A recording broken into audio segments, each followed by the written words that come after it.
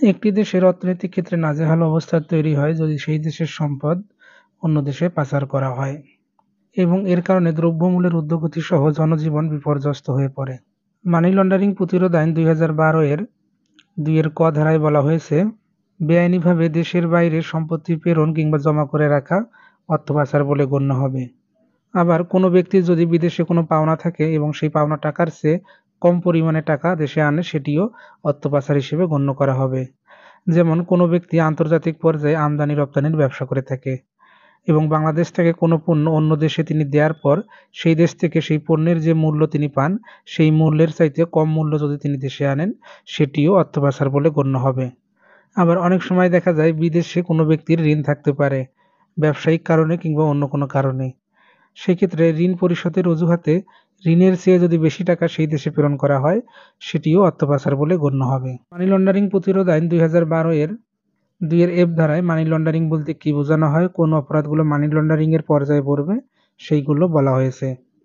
এখানে বলা হয়েছে অপরাধলব্ধ আয়ের উৎস যদি গোপন করা হয়, প্রিডিকেট অফেন্স কিংবা সম্পৃক্ত অপরাধে জড়িত কোনো ব্যক্তিকে যদি রক্ষা করা হয়, অর্থ বা সম্পত্তি যদি বিদেশে পাচার করা হয়, এই জাতীয় অপরাধগুলো মূলত মানি লন্ডারিং অপরাধের পর্যায়ে পড়বে। এই আইনে শুধুমাত্র মানি লন্ডারিং করাকেই অপরাধ হিসেবে গণ্য করা হয় না, বরঞ্চ অপরাধের সহায়তা করলে, ষড়যন্ত্র করলে সেটিও অপরাধের পর্যায়ে পড়বে। মানি লন্ডারিং প্রতিরোধ আইন ২০১২ এর ৪ ধারায় শাস্তির কথা বলা হয়েছে। এখানে বলা হয়েছে কেউ যদি মানি লন্ডারিং করে কিংবা করার চেষ্টা করে বা ষড়যন্ত্র করে, সেই ক্ষেত্রে তার শাস্তি হতে পারে ৪ থেকে ১২ বছর এবং এই শাস্তির পরিমাণ ব্যক্তি এবং প্রতিষ্ঠান ভেদে কিছুটা পার্থক্য আমরা দেখতে পারি। ব্যক্তি বা প্রতিষ্ঠান যেই হোক না কেন, শাস্তির পরিমাণ হবে ৪ থেকে ১২ বছর। কিন্তু জরিমানার ক্ষেত্রে আমরা পার্থক্য দেখতে পারি। যদি কোনো ব্যক্তি অপরাধ করে, অপরাধ করার চেষ্টা করে বা ষড়যন্ত্র করে, তাহলে জরিমানার পরিমাণ হতে পারে সম্পত্তি মূল্যের দ্বিগুণ কিংবা ১০ লাখ টাকা। আবার সেটি যদি কোনো প্রতিষ্ঠান করে, করার চেষ্টা করে, ষড়যন্ত্র করে, তাহলে সম্পত্তি মূল্যের দ্বিগুণ কিংবা ২০ লক্ষ টাকা। এর পাশাপাশি সেই প্রতিষ্ঠানের লাইসেন্স বা নিবন্ধন বাতিল করা হবে। এছাড়াও আদালত কর্তৃক যদি কোনো সম্পত্তি বাজেয়াপ্ত বা ক্রয় করার আদেশ দেওয়া হয় এবং সেই আদেশ অমান্য করা হয়, সেই ক্ষেত্রে শাস্তির পরিমাণ হতে পারে ৩ বছর পর্যন্ত কারাদণ্ড এবং সম্পত্তি মূল্যের সমপরিমাণ জরিমানা বা দুটো শাস্তি একসঙ্গে হতে পারে।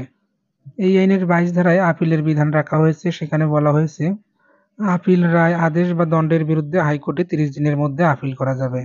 এখানে সবচেয়ে গুরুত্বপূর্ণ বিষয়টি হচ্ছে এই আইনের ১২ ধারা, যেখানে বলা হয়েছে সরকার বা সরকার নির্ধারিত প্রতিষ্ঠানের অনুমোদন ছাড়া এই অপরাধ আমলে নেওয়া যাবে না।